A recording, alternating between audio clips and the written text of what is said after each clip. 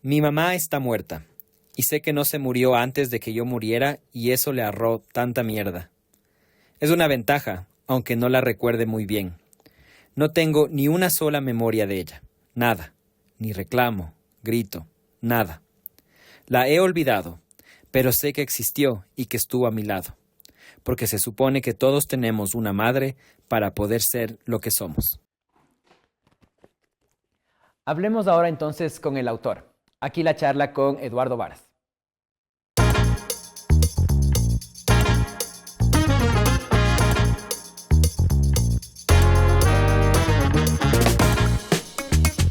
Nos acompaña Eduardo Varas. Él es músico, escritor, periodista y docente de esta casa de la USLA. Para mí es un gusto que Eduardo nos acompañe porque además tú eras el entrevistador de la anterior temporada de Café con Letras y ahora estás acá siendo entrevistado. Sí, ¿no? Entonces, cambié. ¿cómo te sientes, Eduardo? Caí de puesto. Sí. No, curioso a ver qué pasa ahora el entrevistador siendo entrevistado. Hoy nos interesa hablar sobre todo de tu último libro, que es, ¿no es cierto?, de las 3 versiones. Es un libro de ficción, pero basado en la historia de Juan Fernando Hermoso, ¿no? Sí, sí. O al menos inspirado Sí, de algunos hechos de Juan sí. Fernando Hermoso. El niño del terror, para contextualizar un poco. Un hombre, un niño, digamos un adolescente que mató a una veintena de personas en la década de los 90, ¿no? En un par de meses, o sea, meses, no fue mucho tiempo. Sí. Yo imagino que cuando tú arrancas, en tu proceso de escritura, cuando arrancas de escribir un libro y a definir cómo va a ir, uno de los elementos principales del personaje, y es dotarle al personaje de características, supongo, de una voz, de un entorno, de una línea de historia que tiene que seguir. Pero en este caso ya arrancabas con esos elementos dados un poco, ¿no? Me imagino porque tenías este personaje. ¿Cómo fue esa estructura de esta novela cuando se fue construyendo en novela? A ver, ¿sabes lo que pasa? Lo que pasa es que cuando la pensé no iba a ser una novela de ficción, entonces tenía los elementos, digamos, ciertos elementos servidos. Entonces me puse a investigar como periodista, hablé con varias personas y me di cuenta a medida que iba avanzando en el proceso que no iba a conseguir lo que quería. ¿Qué era qué? La historia a un mayor nivel de profundidad, porque muchas de las personas que intervinieron, y las más importantes para mí, ya están muertas. Él, Juan Fernando Hermosa, y su padre, que eran las figuras que me interesaban indagar más. Entonces ya cuando me topé con eso, dije, al diablo, no, me voy a inventar todo. Entonces dije, voy a hacer ficción y me quedé con unas cuantas cosas del caso real, leí todo lo demás de ficción. Entonces ya cuando llegué tomé esa decisión y empecé a escribir,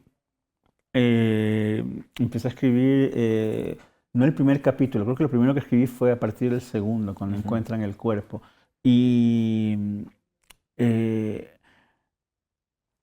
no tenía clara ninguna estructura ni nada, ni cómo lo iba a contar, pero a medida que iba avanzando en ese proceso de escritura,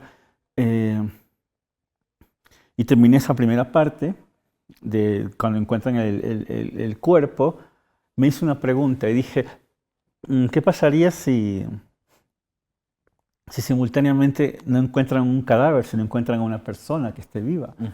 Entonces, ahí fue que empecé a pensar la novela de otra manera. Y copié y pegué algunas cosas de ese capítulo y repetí el capítulo, pero con el personaje vivo. Entonces, ahí fue que me di cuenta que tenía algo para contar y que podía ser interesante. Ya cuando entré de lleno en la ficción y dije, me voy a inventar todo esto y pude hacer ese ejercicio que me pregunté, ahí dije, ok, la estructura va a ser contar esto, lo que pasó en ficción, pero también lo que pudo haber pasado en ficción.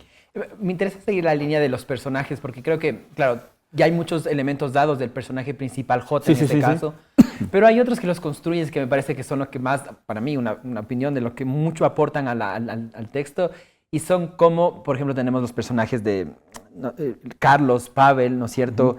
Y ellos veo a la obra como un collage de voces que van estructurando y hablando un rompecabezas de una historia que es la que quieres contar. Entonces, ¿qué rol juegan para ti, a voz del autor, estos personajes que me parecen interesantes porque hablan desde la paternidad, lo que pudo haber sido y no fue, tal vez de la historia real? Pero me interesa sobre todo de Carlos y Pavel y de la hija de Minerva. ¿Qué aportan a la obra? Chuta. Ha sido difícil estar en el lugar del entrevistado. A ver, dos cosas para mí, y cada una a su manera. Primero hablar de un tema en particular cada uno, ¿no? Y hablar a su manera del tema. El tema de la paternidad me interesaba a medida que en el caso real, cuando lo atrapan a Juan Fernando Hermosa, matan a la madre.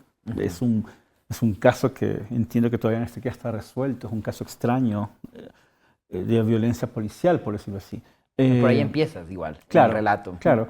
Entonces, pero estaba la figura del padre. Y el padre me llamó la atención cuando empecé a investigar porque el padre siempre estuvo al lado del hijo. Reconocía al hijo como lo que era y lo que había hecho, pero el padre estuvo ahí todo el tiempo.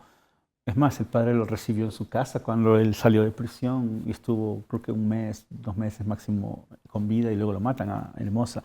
Entonces, claro, finalmente, creo que la historia de los monstruos que hemos tenido siempre se ha preguntado sobre el monstruo en particular y muy pocas veces hay un análisis de quiénes están alrededor del monstruo, ¿no?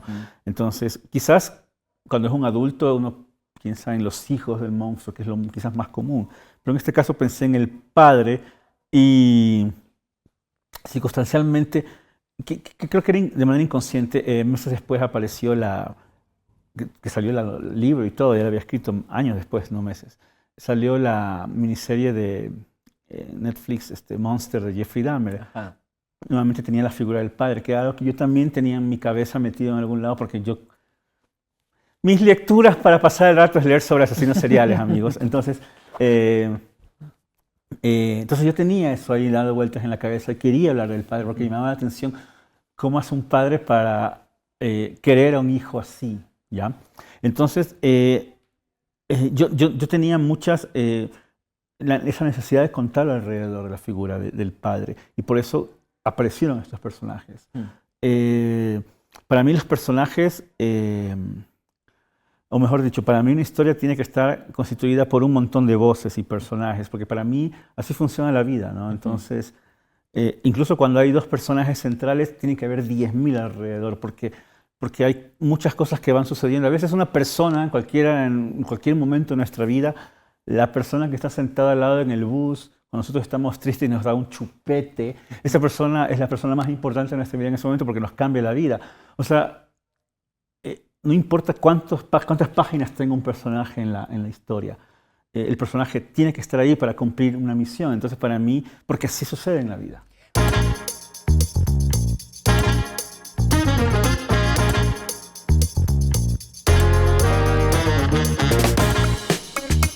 Sonia Manzano Vela es una destacada poeta, narradora y pianista ecuatoriana.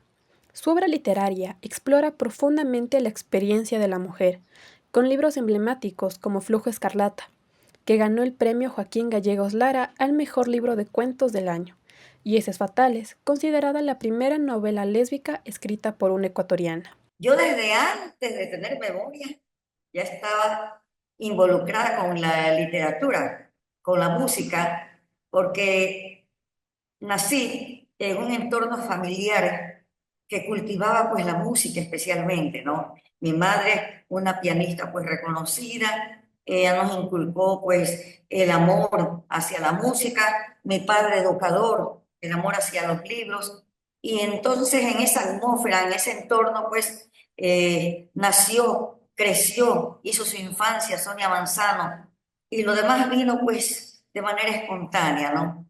El 26 de octubre, Sonia Manzano presentó su obra más reciente, Los últimos días de Pompeya, en la cual cuenta los momentos cumbre de una mujer cuya vida se ve atravesado por lo inesperado. Es un relato de la destrucción, narrado desde el vínculo afectivo de la amistad, con un tono de ironía, mezclado con una ternura inusitada y un potente discurso sobre lo femenino. Hay una novela que se llama Los últimos días de Pompeya. En este momento no me pregunta el nombre del autor porque se ha ido de mi mente. Y entonces yo relacioné la erupción del volcán Vesubio, que sumió en el lodo, que sumió en la lava, que mató a casi todos los pobladores de Pompeya, lo relacioné con el seno de una mujer llamada Pompeya. Yo mezclo dos mundos, el mundo antiguo con el mundo contemporáneo. Una mujer llamada Pompeya que de pronto pues ve que está creciendo su seno porque dentro de él está un tumor y un tumor canceroso, ¿no? En algún momento pues ese tumor explota,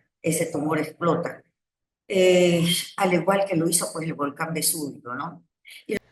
Para Manzano, lo más importante en su vida es su momento de escritura diaria y explica cómo, a través de sus ojos, desarrolla toda su cotidianidad y su pasión por el arte. Las primeras horas de la mañana, de la madrugada, pudiera decir, porque yo pues cuando estoy escribiendo pues algo de aliento largo, me despierto alrededor de las 5 y lo hago pues unas 2, 3 horas, cuando puedo hacerlo, porque hay días en los que no me sale nada y la página en blanco pues se puede decir que me vence, ¿no? Pero hay otros días que puedo hacerlo y yo dispongo de ese espacio. Sonia Manzano aconseja a los jóvenes leer y consumir buenos escritores, que aporten a su vida un buen contenido y que también siempre sean críticos y autocríticos. El consejo que les diría es que lean mucho, que lean muchísimo. También quisiera decirles que sean autocríticos, porque esto de la literatura no es cosa de soplar y hacer botellas.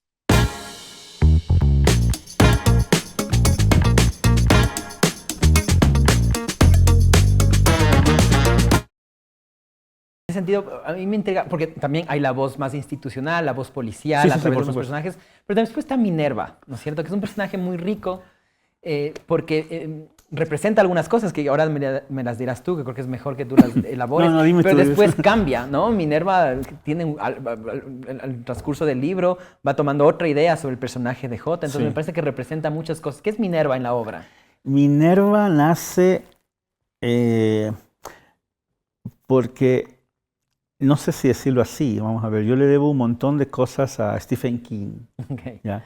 A Stephen King le debo mis ganas de leer, mis ganas de contar historias y hasta mis ganas de vivir prácticamente. O sea, si me siento mal o escucho entrevistas de él o me pongo a leerlo y como que me devuelve algún tipo de empuje, algo, porque me parece fabuloso lo que hace. Entonces, desde niño, esto hablo desde niño. Entonces Minerva nace como... Yo pensé, ¿cómo podría ser un personaje de Stephen King yo y ponerlo en mi novela? Un personaje que tenga esas características que yo encuentro en ciertos personajes de Stephen King, como cierto coraje, o sea, valentía para hacer algo, y que tenga cierta afinidad con cosas sobrehumanas, supernaturales, sobrenaturales, que para mí hay en la novela un montón. Entonces, nace a partir de eso, estrictamente de eso. Entonces, una vez que la empiezo a escribir, quizás estoy mintiendo ahorita que lo recuerdo. Olviden todo lo que dije, no, mentira. No, Minerva ya estaba en la escritura, perdóname. Pero cuando yo pensaba qué personaje Stephen King quería poner, me di cuenta que ella tenía que serlo. Yeah. Eso fue lo que pasó. Entonces, porque ya estaba en la historia al inicio, el padre con los hijos, Minerva en la canoa, digamos. Entonces, le dije, ok, tiene que ser Minerva. Entonces, ahí pude conseguir hacer el clic con ella y que se vaya transformando en varias cosas mientras más va pasando el tiempo en la historia, ¿no?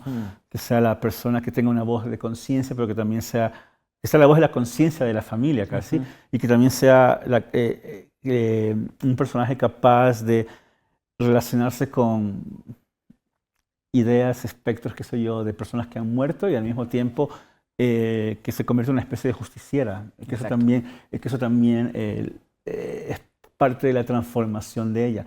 Pero fue una vez en que yo decidí que quería hacer que se volviera personaje de Stephen King. Pequeña anécdota ahí, porque cuando yo iba leyendo el personaje de Minerva y se introduce, pensaba, este es un personaje que tiene que ser esa voz consciente de la familia y tal vez que merme un poco todas estas historias de horror y de maldad que se están haciendo, pero después seguía leyendo y dije, es un personaje de Eduardo Varas, creo que va a tener un twist y va a convertirse en algo más. Y ahora que dices lo de Stephen King, hace perfecto sentido, ¿no? Sí. Yo este libro lo leí con los estudiantes, con el grupo de estudiantes que estamos acá. Y, después, Y cuando lo hacíamos- odiaron, dicen. Y cuando estábamos haciendo las reflexiones del libro, en uno de los comentarios salió que es un libro de horror.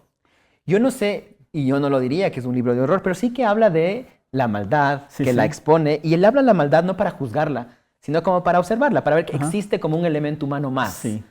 ¿Cómo lo ves tú? Inicialmente la novela se llamaba, cuando la estaba trabajando, se llamaba El fin del terror. ¿Ya? Que para mí jugaba con dos sentidos, que se acabó el terror y el objetivo del terror, ¿no?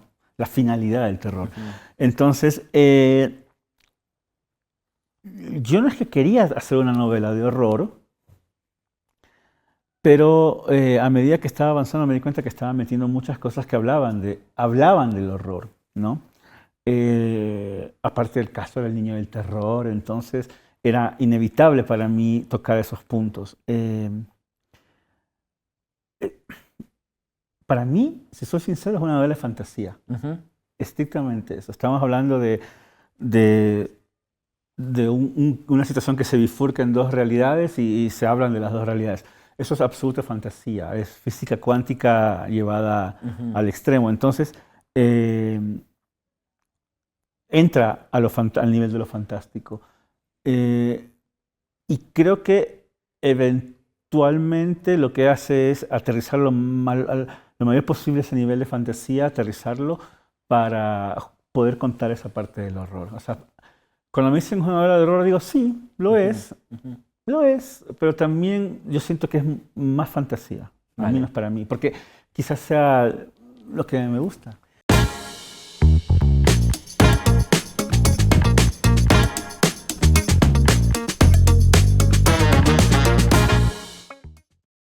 Estamos aquí en Libremundi para conocer los 5 libros más vendidos hasta noviembre. Empezamos por este, La isla de la mujer dormida de Arturo Pérez Reverte, el cual trata sobre una historia de amor ambientada en la Guerra Civil Española.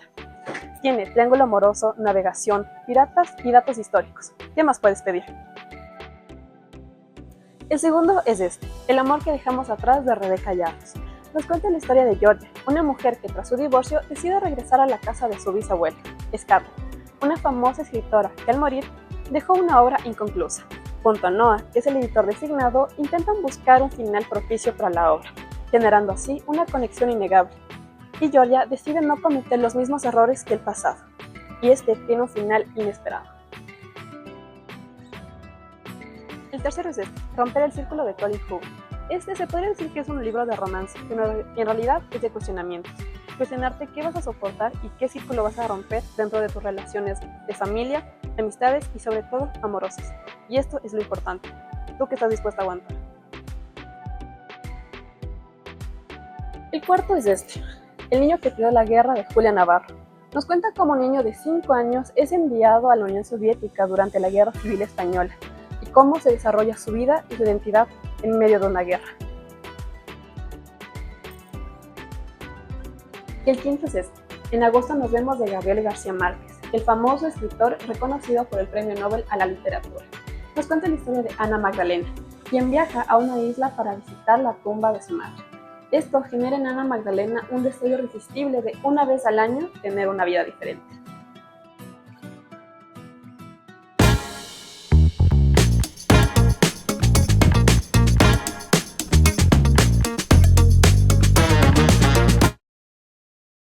Vamos terminando y una de las últimas preguntas que siempre tengo en estos espacios es ¿qué encontrarán los lectores jóvenes a los que intentamos apuntar aquí? ¿Qué encontrarán cuando lean 3 versiones?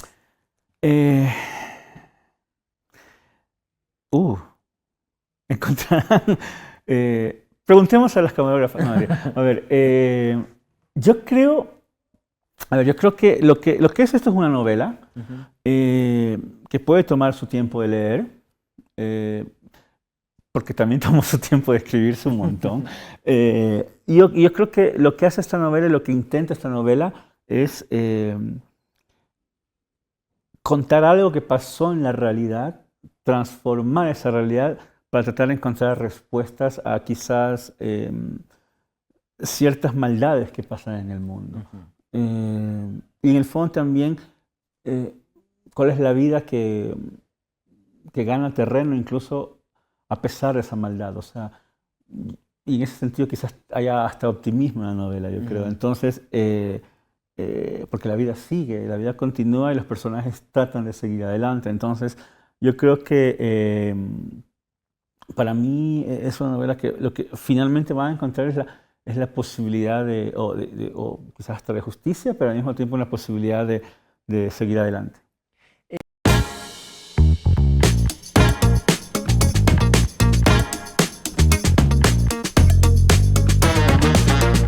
Cierra los ojos. Tras una cena familiar tranquila, sales del hotel.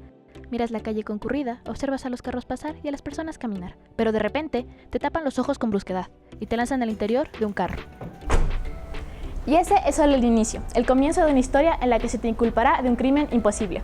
Ese es el libro de los crímenes de Bartow y la historia real de Nelson Serrano. Así que hazte un favor y lee esta obra. Y si no fuera suficiente con esa introducción, aquí te doy los 5 motivos por los que no puedes dejar de leer Los crímenes de Bartow de Oscar Vela. Aquí en Librimundi. 1. Empezando por la forma en la que está narrada esta obra. De por sí la historia de Nelson Serrano es muy atrapante, pero sumada a la forma en la que el autor lo narra, alternando entre presente, pasado, un futuro incierto, sus propias vivencias en torno al caso, hace que no puedas despegar tu lectura. 2. Además, el autor también es un abogado de profesión, por lo que leer una historia que podría parecer tediosa y aburrida se vuelve muy interesante debido a cómo lo expresa el autor, dejándote una sensación de hasta que tú podrías ser un mejor abogado que los de la historia. 3. Créeme cuando te digo que no vas a poder dejar de cerrar el libro a cada momento por lo impactante que es lo que acabas de leer. Cuando piensas que ya llegaste a algo que no te puede sorprender más, llega algo y te sorprende aún más, así que siempre vas a estar atento a qué es lo que va a pasar a continuación.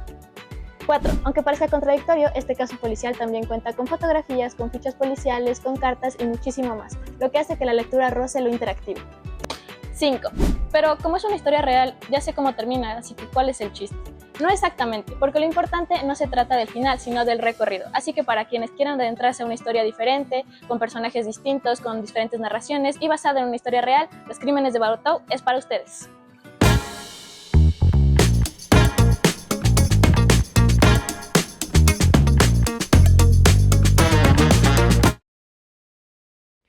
La última es, leía en tus redes que terminaste algo, Sí. un nuevo proyecto, una nueva Sí. obra, creo yo. Sí. ¿Nos puedes contar algo de qué se trata? No. No, en este tiempo he terminado algunas cosas.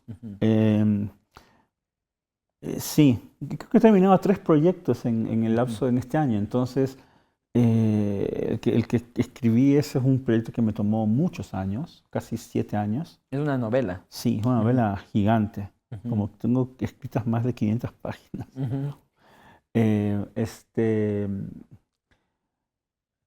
Y también hay elementos fantásticos, que es lo que a mí me interesa, pero también es la idea de aterrizar los elementos fantásticos. Y lo único que puedo decir es que está ambientada en ámbitos literarios, se me ocurre. Y tengo otra novela mucho más corta que me senté a pensar, me senté y dije, ¿será que yo puedo escribir algo que sea absolutamente fantástico y que funcione como una saga? Y lo hice, creo que lo hice, me funcionó y creo que me salió un primer libro de algo que se quedó. Entonces, léanlo en Wattpad, no mentira. Pero estará trabajándose con una editorial ahora después. No, ahorita no hay nada Ajá. trabajándose con ninguna editorial porque yo dejo descansar un rato, pero Ya. espero ya el próximo año dedicarme a buscar cómo publicar esas cosas. Vale. Gracias, te agradezco, Eduardo, por tu tiempo Ok, va, enormemente. Roberto. Y gracias por todo a ustedes, como siempre les digo y les repito, al cerrar, los leemos en los comentarios. Gracias por estar del otro lado y nos vemos en el próximo programa de Café con Letras. Un abrazo.